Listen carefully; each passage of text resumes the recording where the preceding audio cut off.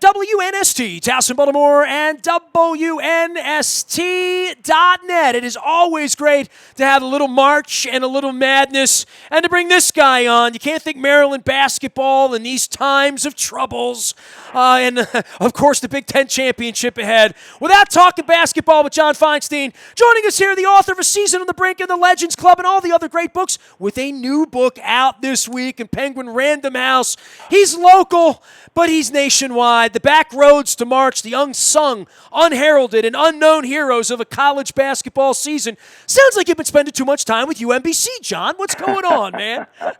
Well, I did spend a lot of time with UMBC last year, Nestor. Of course, I've spent a lot of time with them the last 4 years doing their games on television, but I specifically honed in with them and also with Loyola of Chicago on what it's like for players and coaches the year after you're suddenly in the national spotlight. Loyola, of course, made the Final Four, more or less out of nowhere as an 11 seed. And UMBC became the first number 16 seed to ever beat a 1 seed when they beat Virginia. And it's funny because the morning after that game, I texted Ryan Odom and I said, I had a dream last night that you guys beat Virginia by 20. And he texted back and said, I had the same dream. But there was a lot to deal with because all of a sudden, as Steve Masiello, the coach at Manhattan, said to me, he didn't have to tell his players what UMBC stood for. Everybody knew. Everybody understood. They were a player on the national stage because of what they did in that Virginia game. And I got to, spend a lot of time with them. The point of the book, Nestor, was to go to places and write about kids and coaches and teams that most people who just get their basketball from ESPN or CBS will never hear of, or if they've heard of them vaguely. And I went to a lot of places I'd never been, and as you know, Nestor, I've been around basketball for about 100 years. So that was a unique experience for me, and it was a joyride. The whole season was a joyride, and writing the book was great fun because as I'm writing, I'm going back to those places and to those people. With the Terps being on fire right now and the Saturday night game against Michigan State, I was on the ESPN Game Day State Farm bus over in Canton with Mimi Brown, my friend and the agent over there at Lee's last week. And, my timeline was alive on Saturday night. It really kind of took me back to, the basketball roots of, my first memory of college basketball was David Thompson hitting his head. So that, and I remember that vividly. 1974. Absolutely. And the Elmore and Lucas and that brand of Terps and Lefty and all of that. And, all of these years later, what was your first – why did you fall in love with college basketball? What brought you in? Well, I fell in love with it, and this was one of the great things about the Back Roads book because it allowed me to go back to my roots in both, in a sense. I fell in love with it as a kid in New York City because you could go to college basketball games and sit up close. It wasn't like when I went to Knicks games and I was up on the roof of the Garden in the blue seats. I could – when there were college basketball games in the Garden, when NYU and Manhattan played, I could sneak down into the red seats and be really close. Or I could go to games at Columbia or St. John's and, again, be really close. And the players seemed reachable to me because you were so close to them and because they weren't all superstars. They were college guys playing basketball. There was no such thing as a one and done back then. Everybody went to college for 4 years. And most of the guys I watched never played in the NBA or even the ABA. So that was where I first fell in love with the game. Then it went to another level when I went to school in the ACC and first got involved as a reporter and cut my teeth as a reporter on covering the ACC, covering Lefty's Maryland teams. What year was that? What year did you arrive there? I started covering Maryland in 1979. The Albert King, Buck Williams, Greg Manning, Ernest Graham team that won the ACC regular season title and lost the ACC championship game on the infamous Kenny Dennard undercut of Buck Williams at the buzzer on a night when it snowed 12 inches in Greensboro. So that was how I got involved as a reporter. Covering Lefty was a dream. I mean, we fought all the time, but he would call me and scream at me and say he'd never speak to me again. And I'd walk into practice that day, and of course in those days, as a reporter, you were always welcome at practice, or at least not unwelcome. I'd walk into practice, and Lefty'd come over, and he'd say, "Hey, Finey, what's up? You got a scoop?" And I'd say, I thought you weren't ever speaking to me again. And he'd say, oh, son, I'm just trying to keep you in line. And we had a great relationship that way. And then, of course, it grew as I got to be the national college basketball reporter, and then Season on the Brink came along. But back then, you really could get to know players and coaches at the highest level. Practices, as I said, were open. Locker rooms were open. I can remember sitting in those days with Albert King and Buck Williams for hours to do long takeout stories for the Post. That's almost impossible nowadays. So in doing this book, I was kind of able to go back to that, go back to being with teams that were happy to have me, happy to have me in the locker room, before games, during games, after games. I actually went with Army when they went and played Duke and Cameron, and because for kids at that level to play and say they played in Cameron is a huge thrill. And when you may remember that at Cameron, the visiting team has to cross the Duke bench to get to their bench coming out of the locker room. So I walked out of the locker room with the Army coaches. And Krzyzewski will always stand there and shake hands as the coaches walk past him. And when I came up on him, he looked at me and he went, what the blank are you doing here? And I said, well, I gave the pregame Army talk. I said, I gave the pregame talk. So at halftime, Army was only down 6. And as the teams crossed, I looked at Mike and I said, I guess I did a pretty good job, huh? Didn't even crack a smile. He was not very happy at that moment. But I had a great time doing it, Nestor. I'll tell you one story that kind of sums up the winter for me. I was down at Longwood, and you may know that Longwood is in Farmville, Virginia, which is basically the middle of nowhere. And Griff Aldrich was the coach. Griff was with Ryan Odom his first 2 years at UMBC. He left a lucrative job as a big-time lawyer in Houston to go work for Ryan for $32,000 a year as an assistant coach, which was about an $800,000 a year pay cut. But he loved basketball. He played with Ryan at Hampton-Sydney, and he wanted to coach at the age of 42. 2 years later, they beat Virginia. He gets the Longwood job. The president of Longwood was, like Griff, a UVA law school graduate. So I went down to spend the day with him. Well, that's a hell of a story. Imagine you could find a story like that, John. It's a great story. And I spent the day with Griff and his players and his coaches. And at one point, Griff and I were killing some time in the afternoon, and he looked at me and he said, you know, this is a great coaching matchup tonight. Tubby Smith, who had moved on to High Point by then, is the High Point coach. Tubby Smith with 606 wins in a national championship and me with 12 wins. My players better be a hell of a lot better than his players. And they did win the game. But during the game, my wife, Christine, sent me a text. And it said, I forget where you are tonight. When are you coming home? So I texted back. I said, I'm in Farmville, Virginia. I'll be home about midnight. And she texted me right back and said, you're having an affair. There's no such place as Farmville, Virginia. So the title of that chapter is, Yes, Christine, There is a Farmville. The back roads to March, the unsung, unheralded, and unknown heroes of a college basketball season. Don Moeller is always delighted when I have you on, John. He says it's my finest radio, and I say, well, you just find entertaining people, find raconteurs to tell stories.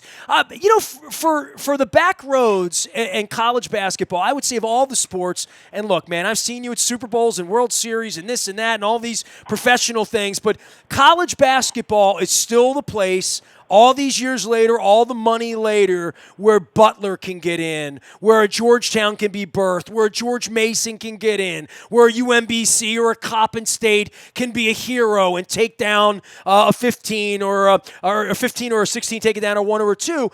But college basketball is where those stories are, right? That there still are the sort of minor leagues of college basketball where you get a punch, where you get a chance to slay the giant. So for that, all of these, and especially this week, right? I know you're releasing the book this week and it's timely, right? But this is the week where tournament week begins, where UMBC had some problems, but they still believe. Up here, Towson struggled at various points this year. They believe they can win their conference tournament this week. This is the week for the dreams of all of these teams to get on TV 2 weeks from now so they can play on true TV, John. Yeah, I've always said, Nestor, that the two best weeks of the college basketball season are this week when the so-called one-bid leagues, although it's not always one bid, but more often than not one bid, the so-called one-bid leagues get their chance to get into the tournament. I remember years ago when Mike Bray was at Delaware, he said, you have to understand that for a team like ours, in a conference like ours, to win the conference tournament and go to the tournament is like making the Final Four.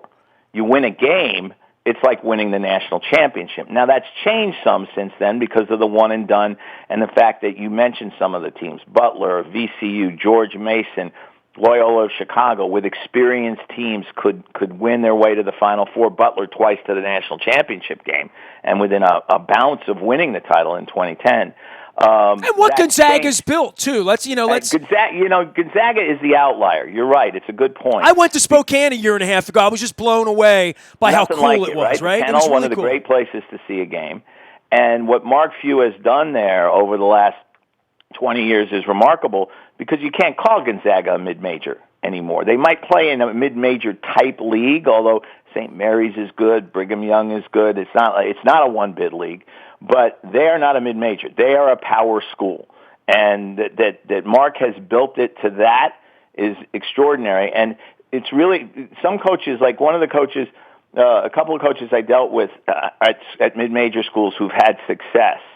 Talked about, can we be the next Gonzaga? It's very hard to be the next Gonzaga. Gonzaga is unique because they have the name now, but also because they don't play football. They don't spend money on football and don't spend all this money building football facilities. Everything there is about basketball. And if you want to get punched in the nose, walk up to Mark Few and say, hey, Gonzaga is a great mid-major.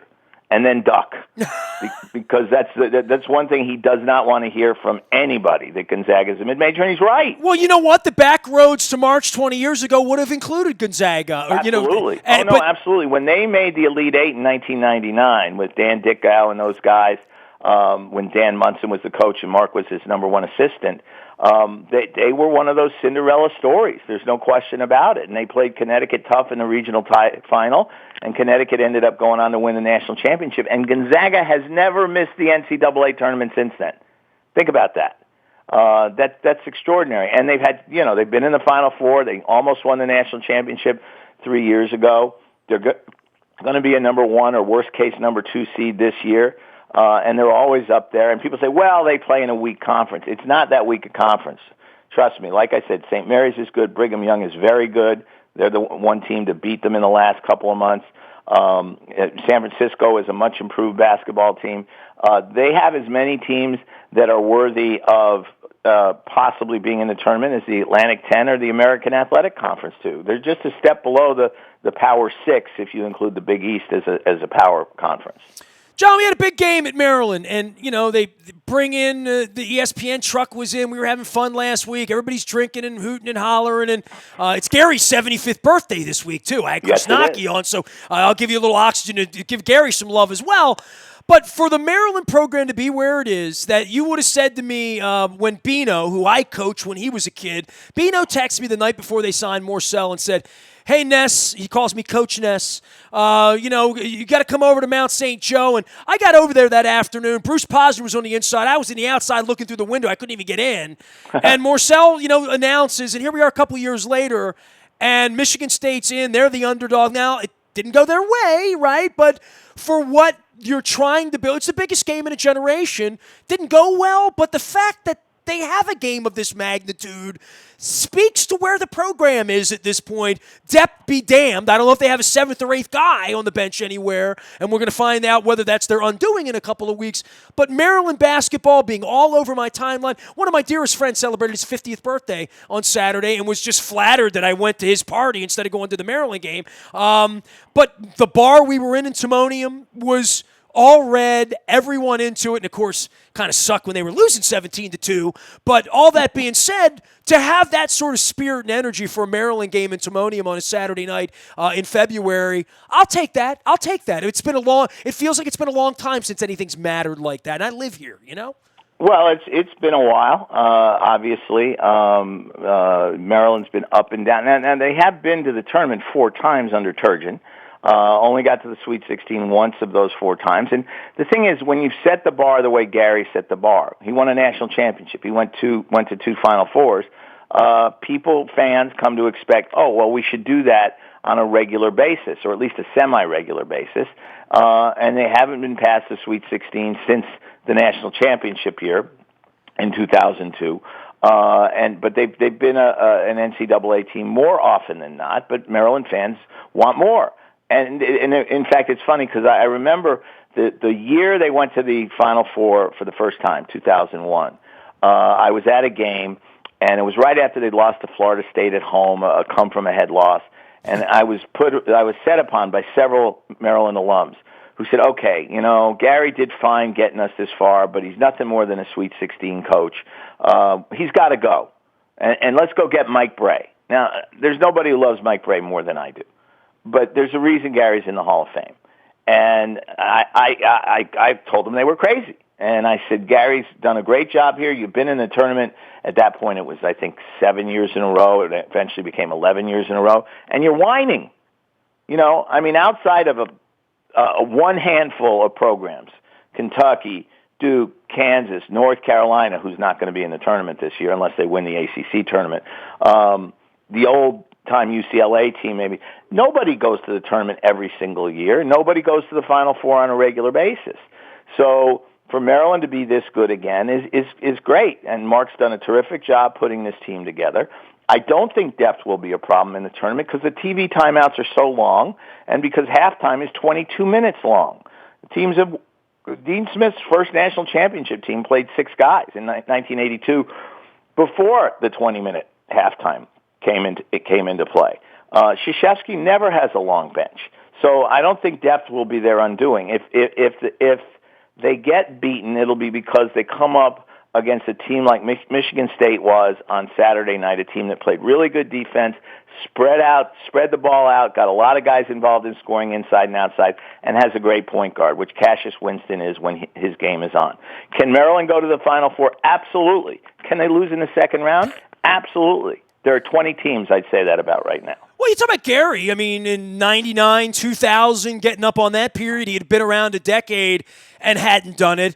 There was all of that, and then you lose to Duke in 01, as you pointed out, in Minnesota. There was a whole year of all of that until Gary finally won. For Turgeon, there's going to have to be a breakthrough moment where you get a little deeper, and this would be the year. But are you concerned about the depth? Are you concerned they don't have an 8 and a 9 to come off, especially when they're getting beaten up on the inside? What concerns me is their penchant for digging holes. And you can dig a hole against Minnesota. You can dig a hole when you're at home because the crowd can help you come back. They weren't able to get out of the hole against Michigan State. They were never closer than 9 in the second half.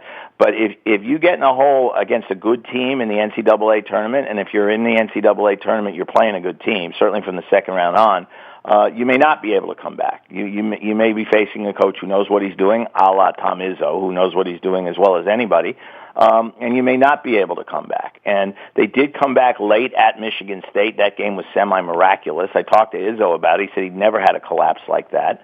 But you can't afford to do that. You got to come out ready to play minute 1, not minute 27.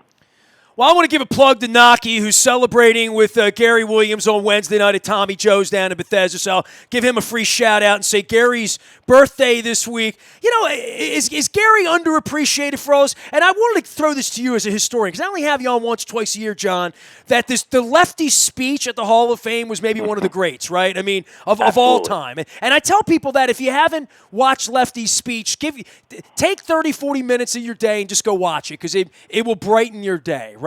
Yeah, no doubt. And it was ridiculous that it took so long for Lefty to get into the Hall of Fame. I'd been writing for years and years why he should be in. The urban myths about Bias's death that were not true hurt him. The fact that the Hall of Fame is controlled by the NBA hurt him. Nestor, how can Jim Phelan not be in the Hall of Fame? I know, that drives you nuts. It makes me crazy. And it made me crazy with Lefty. And I guess it's 4 years ago now, I wrote to David Stern, who I've always had a good relationship with, and I said, please don't tell me you have no influence at the Hall of Fame, because I know you do, and this is a crime. And Lefty's about to turn 86. He's 88 now, of course, so I guess it was 3 years ago.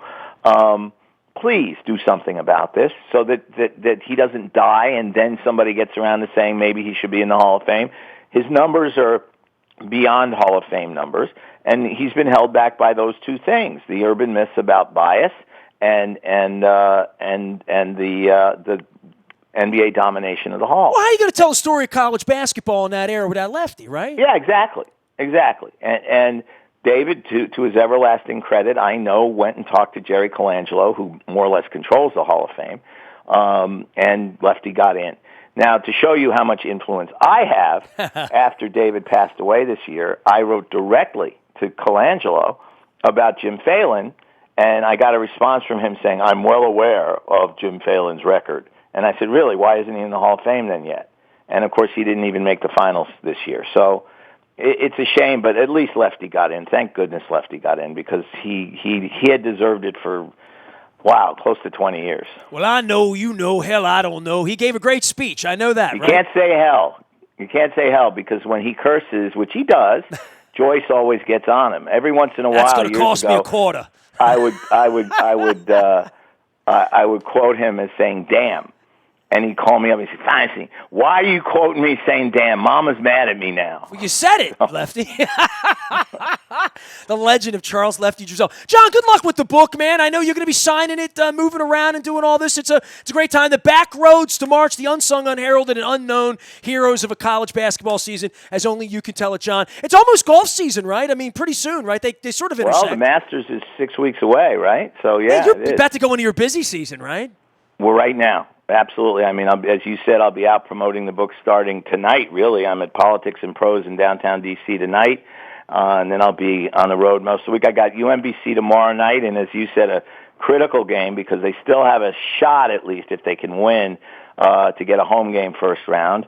And then I'll be back on the road with the book and covering conference tournaments, and then on to the NCAA. Selection Sunday's 13 days away. You've loved this UMBC gig, right? Like, this is something that... it's been so much fun. I'm so grateful to Ryan for calling me when he first got the job and asking me if I'd do the games. I was a little skeptical at first because they've been horrible for years.